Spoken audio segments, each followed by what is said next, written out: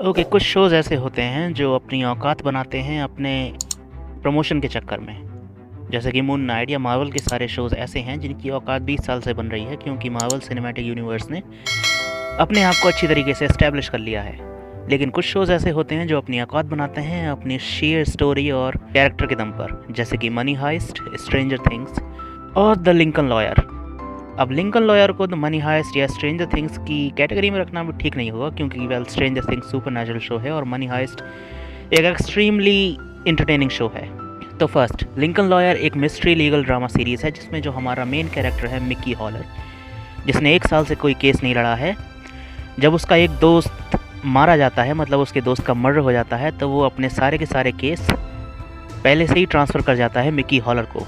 और जब ये बात मिक्की हॉलर को पता चलती है तो उस पर प्रेशर आ जाता है जीतने का, क्योंकि उसके इन सारे केसेस में एक केस बहुत हाई प्रोफाइल मर्डर केस भी होता है, जिसमें उसका जो क्लाइंट होता है वो एक हाई प्रोफाइल बंदा होता है जो कि एक गेम डेवलपर है, जिसके ऊपर अपनी बीवी और एक और आदमी के मर्डर का चार्ज है। अब मिक्की हॉलर को ये केस किसी भी कीमत पर जीतना ही पड़ेगा, क्योंकि लगभग 1 साल के बाद उसका ये पहला केस है और ऊपर से केस हाई प्रोफाइल भी है। और वो इस केस को जीतने के लिए कुछ भी करेगा, पर कुछ भी से मेरा मतलब है कुछ भी लीगल करेगा।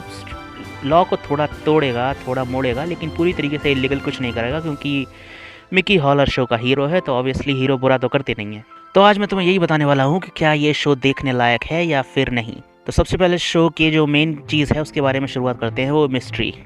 क्या शो एक अच्छी मिस्ट्री क्रिएट करने में सक्सेसफुल रहता है? वेल हाँ, शो एक अच्छी मिस्ट्री क्रिएट करने में सक्सेसफुल रहता है, और इस शो की जो सबसे बड़ी स्ट्रेंथ है वो यही है कि इसकी जो मेन मिस्ट्री है कि क्या मिक्की हॉलर के क्लाइंट ने वो मर्डर किया है जिसके लिए वो चार्ज्ड है या फिर नहीं किया है, और अगर नहीं किया है तो फिर किसने किया है। और दूसरी बड़ी मिस्ट्री है कि मिक्की हॉलर के दोस्त को आखिर मारा किसने, जिसकी वजह से उसने सारे के सारे केस ट्रांसफ़र कर दिए मिक्की हॉलर को। तो इन दोनों मिस्ट्रीज़ को अगर मैं सिर्फ इस बेस पर लूँ कि क्या ये अच्छी तरीके से क्रिएट की गई हैं, तो हाँ, ये अच्छी तरीके से क्रिएट की गई हैं, तो मैं पूरे टाइम इंट्रिग्ड रखेंगी। और शो की जो सबसे दूसरी बड़ी स्ट्रेंथ है वो है इसका फास्ट पेस्ड होना। मतलब जो मिक्की हॉलर पे एक केस है हाई प्रोफाइल क्लाइंट वाला, वो उसके ऊपर इन्वेस्टिगेट करता है, लेकिन शो सिर्फ वहीं पर अटक कर नहीं रह जाता। मिक्की हॉलर बीच बीच में काफ़ी सारे छोटे छोटे केस भी हैंडल करता है, और उसमें से एक आध केस किस तरीके से उसके बड़े वाले केस से कनेक्टेड है ये भी तुम शो के चलते चलते देख ही लोगे।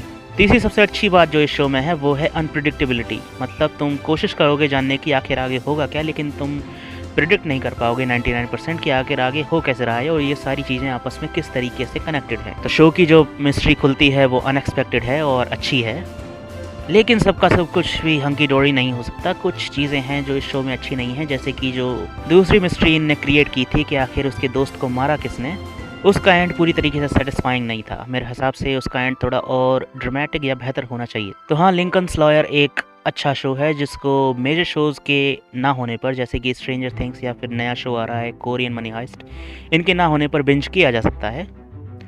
ये तुम्हें एंटरटेन रखेगा और इसका फास्ट पेस तुम्हारा इंटरेस्ट लूज़ नहीं होने देगा, क्योंकि चीज़ें बहुत जल्दी जल्दी होती हैं, तो फिर हम जल्दी अपना इंटरेस्ट खोते भी नहीं हैं। तो ये था मेरा रिव्यू द लिंकन लॉयर के बारे में।